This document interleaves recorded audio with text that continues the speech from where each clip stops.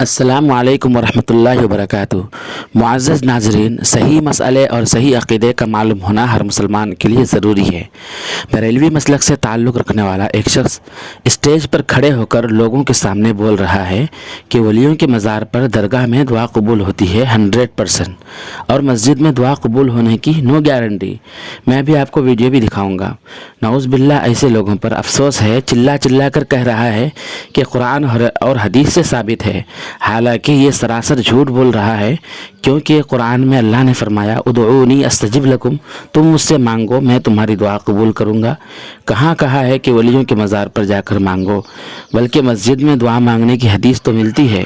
ترمذی شریف میں حضرت ابو امامہ رضی اللہ تعالیٰ عنہ کی حدیث ہے کہ رسول اللہ صلی اللہ علیہ وسلم سے عرض کیا گیا کون سی دعا زیادہ قبول ہوتی ہے؟ آپ صلی اللہ علیہ وسلم نے فرمایا رات کے آخر حصے میں اور فرض نمازوں کے آخر میں، اور فرض نمازیں کہاں پڑھی جاتی ہے؟ مسجد میں۔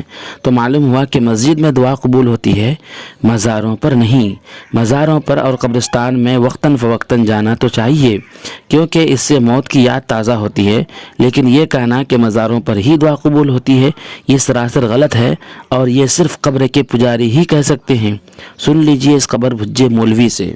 وہاں پر کوئی مولانا کھڑے ہو کے کہہ رہے ہیں، ویڈیو وائرل ہو رہا ہے کہ ولی کے مزار پر 100% دعا قبول ہوتی ہے، مسجد میں قبول ہونے کی نو گارنٹی قرآن اور حدیث سے ثابت ہے۔ کہیں انہیں اس بات کا خوف کھانا چاہیے کہ زمین پھٹے اور وہ اندر دھس جائے۔ کیا ان کے کلیجے کانپتے نہیں؟ کیا